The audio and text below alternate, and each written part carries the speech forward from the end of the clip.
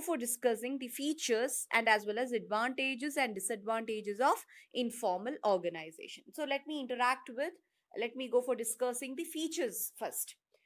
Personal interaction among employees. So the first feature is telling you that there are certain relationship among employees. It is something like where completely they go for communicating between the employees, between the colleagues here. Okay, they go for talking to each other and they go for keeping a separate relationship between each and every employees. So personal interaction in sense that the management has not commanded them, the management has not given them the order to go and speak to the employees or else the colleagues of the other department, but they themselves on their own, they just go for meeting the employees and they go for keeping a very good relationship. So this is something, it happens with personal interaction, and it is not a command from the higher level of authoritative people. And the next one is here, standards of behavior from group norms, not rules. In sense that something like the norms in sense that the rules and regulations. Sometimes what happens is that the rules and regulation, it is followed by the group here, and it is not followed from the rules and regulation which is being led down by the management. So whatever the group they have formed, or else whatever the team they have formed in the organization, in a personal interaction, in a social network. Okay, so here what happens is that whatever the rules, the opinions and the regulation what they go for initiating, they go for taking those kind of rules. Okay, and they never go for taking the other group norms, and they never go for considering the other rules over here. And the next one to be considered here, independent channels of communication. Okay, that is independent channels of communication means they never go for following the scalar chain here. In the organization, you know very well, even if you wanted to pass one single information also, you have to follow that authoritative line of communication. Okay, so that unity of chain, that chain of command we call it as, right? So that unity of command is being followed, it is being followed from the beginning. Okay, that is from the A to B, B to C. So here you cannot go for taking a shortcut route. Okay, only in emergency case you can go for using the gangplank. Apart from that, you can never go for using any sort of shortcut method to convey the message, informal. But in case of informal organization, there are chances, there are so much of independent channels of communication. It means that they get, like, they are comfortable in passing the informations, and they are really, really enough. They are satisfied by passing the information immediately to their friends who are in other departments, to the employees, those who are in the other divisional structure. Everything is possible. Immediately they go for passing all sort of instructions, and as well as the management authoritative concepts in case of the organization. So now what you do is that the next fourth point to be discussed here, it emerges spontaneously and is not deliberately created by management. As I told you that the management is created spontaneously. Spontaneously in sense that that is like just like that. It goes for happening. When you start speaking to a group of people, when you start interacting, communicating with them with your own opinions, with your own character. Here what happens is that you create a very cordial relationship, a friendship is created among them. Okay, so it emerges, informal organization, it emerges spontaneously. And here it is not created deliberately. It is not created deliberately by management. Management is not asking you to create a group. Management is not asking you to create a team of friendship here. Okay, so they want only the work to be done. You complete the work and get the salary and go home. That's it. That is the concept of management. But in case of informal organization, here just like that, automatically, spontaneously, it goes for creating a beautiful relationship, and group is being admired over here. And the fifth one to be discussed, it's nothing but no definite structure or form. It is a network of social relationship. As you know that in the management so far, in the organizational concept, we have seen what and all we have seen so far. That is organization structure with divisional, functional, formal organization, informal. Okay, informal you live till formal. Everything is being structured out very formatted. It becomes so compulsory that you have to follow this. Only then the organization will be running in a very smooth way without any hurdles or obstacles. So this becomes so possible only by following a good organizational structure. But in case of informal organization, there is no specific structure, something like that. It is a network of social relationship.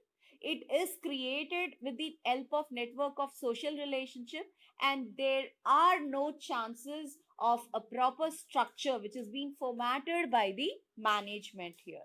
So this gives, all these things are nothing but features. These are not advantage or disadvantage. All these are features of informal organization. So now we'll do one thing. We'll get into the concept of advantage and disadvantage of informal organization.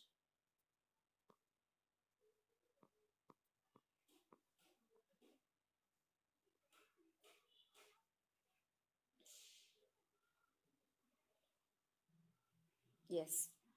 Advantages of informal organization to be discussed. We have come to know the meaning of informal organization, and features are we are clear with the concept of features. Now let us come to know what are the advantages of informal organization here. First thing is here, faster communication. Faster communication in sense that, like, no need to follow the scalar chain method, no need to follow that authoritative level one by one, and there is no compulsion that you have to mandatorily follow the procedure, the methods, how you have to communicate. So here one wonder happens. What is that? That is nothing but you can pass the information as you wish and on your own time and as you like, to whomever you like. You can go for passing the information. This gives actually a tremendous result. In which way? No need to wait. Okay, no need to wait for anyone. Just like that you go for intimating, just like that you go for informing what's happening in your department, and see that the communication is being spread very fast. A quick thing is being done. A quick thing in sense, communication is being done so quickly, and even feedback is taken very quickly here. Okay, so immediately when you come to know the feedback, if it is in a positive way, you go for welcoming it. If it is in a negative way, you go for creating some other plans, you go for creating some other suggestions over there. So this is one of the advantage which arises in informal organization. And the next one is nothing but helps in achieving organizational objectives. Okay, so here what happens is that,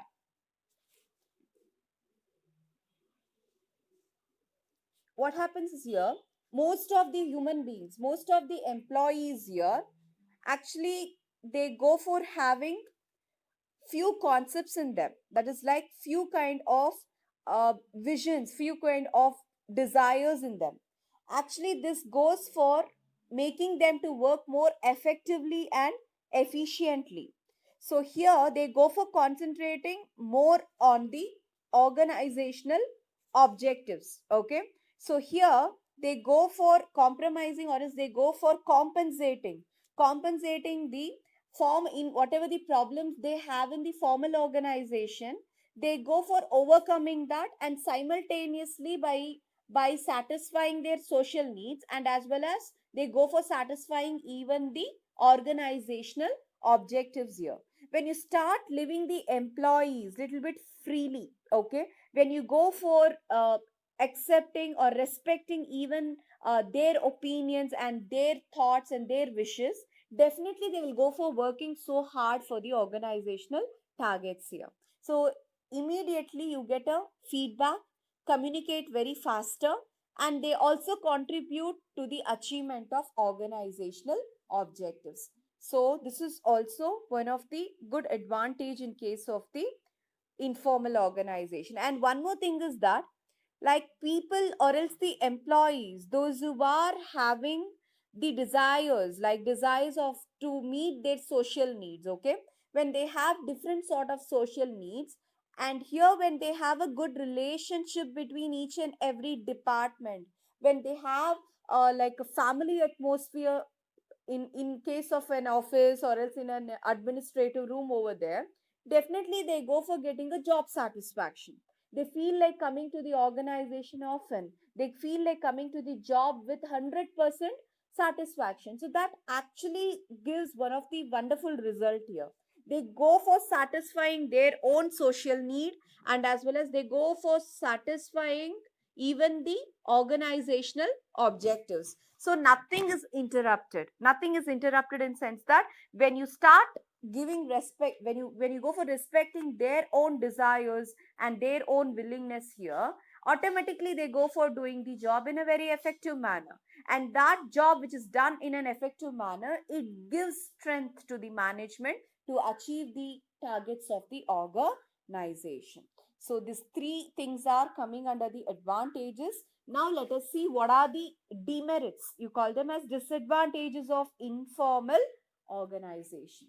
So one thing is here, first thing to be recognized in disadvantage, that is something,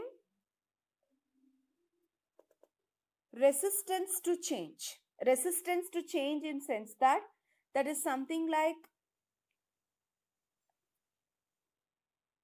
some sort of changes what the management is expecting according to the latest development of technology, according to the changes in the business environment, okay, that is legal environment, political environment. According to those changes, you have to change your business environment here.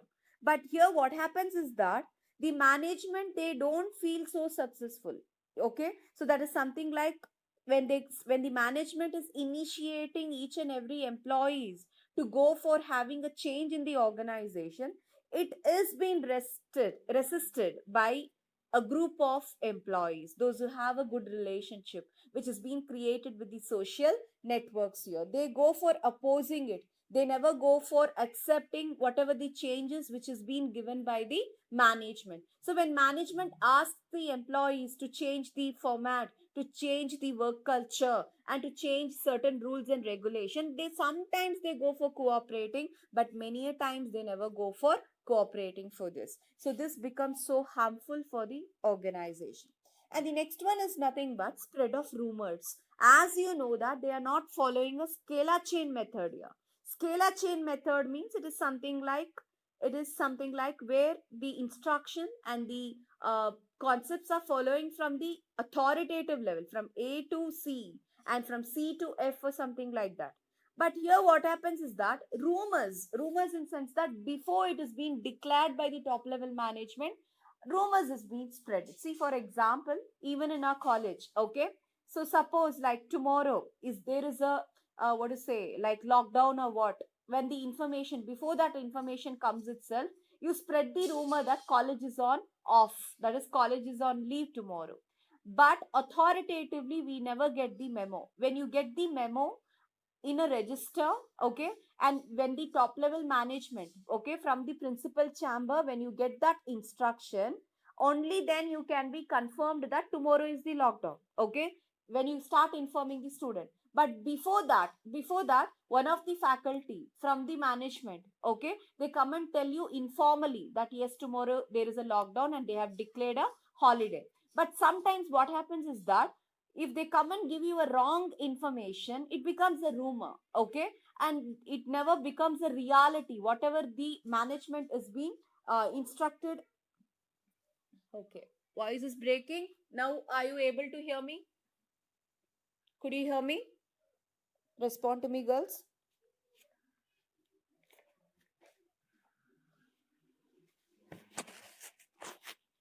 Could you hear me?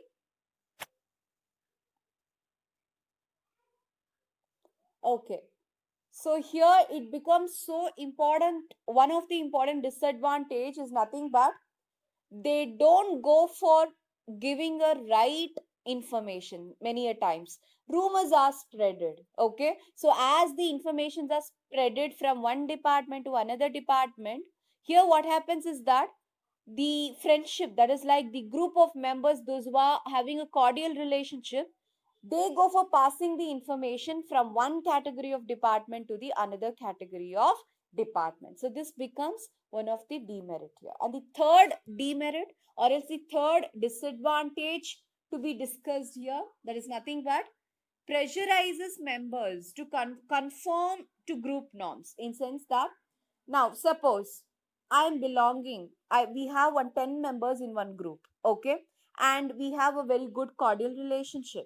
Now what happens is that when I am in that group, sometimes one certain rules and regulation which are initiated by the management, which are initiated by the business organization here, people are telling, my friends are telling that, my colleagues are telling me that, don't go for accepting that, you have to follow our rules and regulation. Here what happens is that it becomes a very critical situation for me. I wanted to follow the rules and regulation of the management, but my group people, okay, so those people, what do they do is that they force me to follow the rules and regulation which is being designed by the group people here. So this becomes one of the demerit. Why in sense? Because it becomes a hindrance for not achieving the targets of the business organization. So here when they go for making a groups here, okay, when groupism is being made, definitely it will lead to a conflict. Management and the workers, when they have the transparency in thinking, only then they can go for increasing the profit and achieving the desired result. When you go for hiding all sort of important concept, and when you go for making a groupism here, definitely that will not lead to the successful uh, activity, a successful concept in the business organization. So all these things are coming under disadvantage of informal organization. So hope so you people are clear with the concepts, that is formal organization and as well as informal organization. So at the end of the chapter session, I'll go for discussing difference between divisional structure and functional structure, and difference between formal and informal, after completing all the concepts in the organization chapter. So now let me get into the new concept, girls. In the same chapter, we'll get into the new concept. I name that as delegation.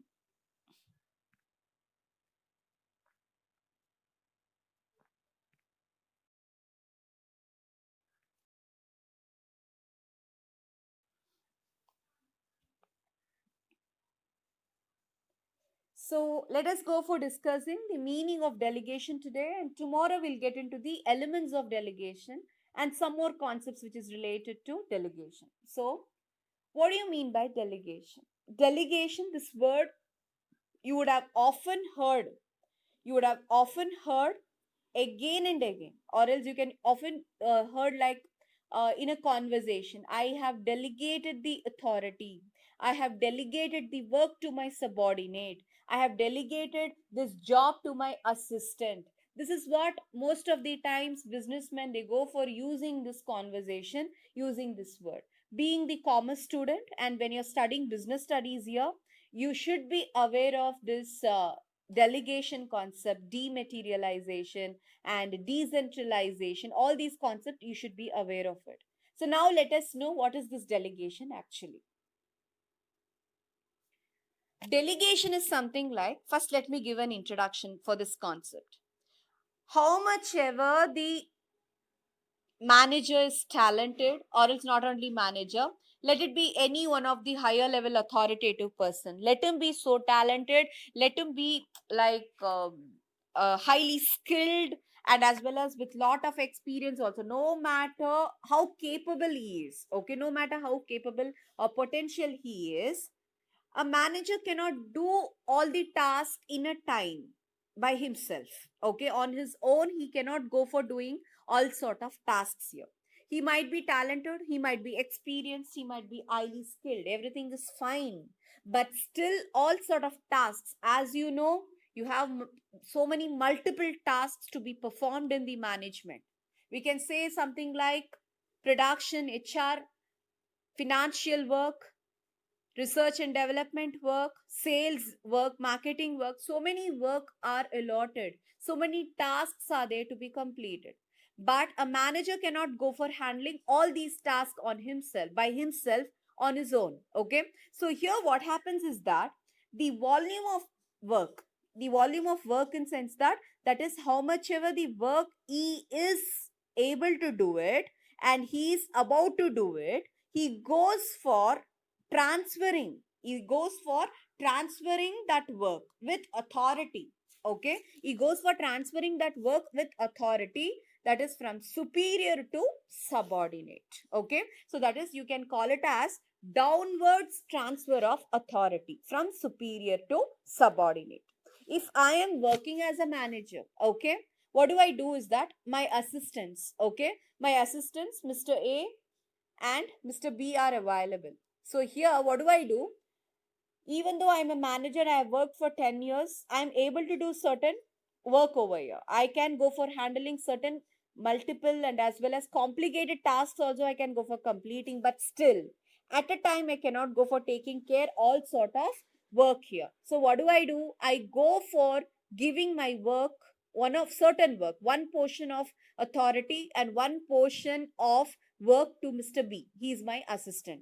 And I ask him to do that work. I ask him to complete that work and to submit it to me. Okay. So delegation is nothing but passing. Okay. That is a downward transfer of authority from superior to subordinate. Okay. So here what happens is that, like, it goes for saving the time. Actually, whose time is being saved here? Manager time is being saved. Whether he is going to relax by giving all the job to the assistant? No, not at all. What he does, he goes for giving the job to the assistant. He delegates the authority to the assistant, and at the same time, he goes for concentrating only upon the difficult tasks and higher tasks here. They go for concentrating only on the bigger task or else bigger project. So prioritization is being given for the bigger tasks here. So this becomes possible. This becomes so important and possible when you go for delegating the authority, when you go for passing the informations, or sorry, passing the authoritative work from the superior level to the subordinate level here. So this becomes one of the important thing to be considered. That is, like, we can say, it goes for concentrating on important task and as well as satisfies the subordinates. Okay, they go for satisfying the subordinates need for recognition and provides opportunity, in sense that manager also gets relaxed little bit and he goes for concentrating on the bigger task, and as well as he goes for giving the opportunity, he goes for giving the recognition even for the assistant. See, if my assistant, if I go for giving the work here, he's getting an opportunity. What kind of thought will be in him? That is, like, he wants to complete that task in a very effective and efficient manner. He will prove to me that yes, even he is able to do that work in a very effective manner. So that becomes one of the important concept in case of delegation. So let me put it up in a simple sentence. What do you mean by delegation? Downwards transfer of authority. Okay, and here it satisfies the assistants, it gives them recognition and opportunity. And here the manager, the that is superior, who has delegated the authority, he goes for concentrating on the important tasks here. And one more important thing to be discussed. Okay, concentrate very well.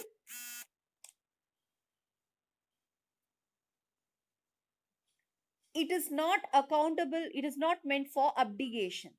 I'm repeating it. Delegation is not meant for abdication. Abdication. What do you mean by this? If I am transferring my authority to the assistant, okay, doesn't mean that my assistant is accountable for that project. Even though I am transferring that project or that work to my assistant, I am still responsible. I'm still responsible to my higher level authority of that particular work here. It's not that at immediately, instantly, when I go for transferring the authority, it's not that I'm completely free of that project, or else I'm not completely free of that work over there. Even though when he's completing that task, I'm just giving an opportunity. Still, I am the only one who is accountable to my higher level authority about that particular work here. So, managers still be accountable for the performance of the assigned tasks here. So, even though when I am transferring certain work to my assistant, whatever it might be, let them do it in a well manner or else not. Definitely those tasks, even though when they are completing, I am responsible, I am accountable for those particular jobs, and I go for making a responsibility, I go for giving the responsibility for that particular work to my superior level of authoritative people here. Okay, so now let us get into definitions which is being given by Lewis Allen. I'll just complete with this one definition. Okay, so, delegation is the process a manager follows in dividing the work assigned to him so that he performs that part which only he, because of his unique organization, placement, can perform effectively, and so that he can get others' help with what remains. So, let me put it up into a very simple concept, girls. It is the process of a manager. The delegation means manager will be involved, girls, and he is the only person who is going to delegate the authority. Okay, whatever the work is being assigned to manager, he goes for dividing that work and he gives that to his assistant. Okay, and then he goes for performing that work and he sees that that work is being performed by his assistant. That's what we call it as, when you go for allotting that work to your assistant, you call that as a placement. Okay, and then what happens is that he gets the help from each and every assistant so that he can go for concentrating upon the bigger tasks. He can go for concentrating on the important task in the organization. So he goes for dividing the work, he goes for giving placement for the assistant, he sees that the authority is transferred, and finally he gets the help from his assistants. That is, you call them as subordinates. And according to Theo Heman, author, delegation of authority merely means granting of authority to subordinate to operate within prescribed limits. This definition you can go for reading. Okay, when they ask you what do you mean by delegation, you can go for according to Theo Heman. Okay, so delegation of authority merely means granting of authority. Granting of authority means I give you a power, I give you to my assistant, I'm giving you a power and authority to take care of this project. Okay, to take care of the task. It's your wish, you can complete that. But I go for giving prescribed limit. What do you mean by that? Prescribed limit. I'm going to put certain rules and regulation within that limit. Within that particular specific limit, only within those limit you have to perform the activities. Okay, so this becomes one of the important concept, relationship between the subordinate and as well as superior. So what do you mean by delegation? Downward transfer of authority from superior to subordinate. Okay, and here manager gets little bit free time to concentrate on the important task, but it is not meant for abdication, in sense that even though he transfers the tasks to the assistant, he is responsible to take care of, to be accountable to his superiors. Okay, and here the authority power is given to the assistant within prescribed limits here. So this is about like today's concept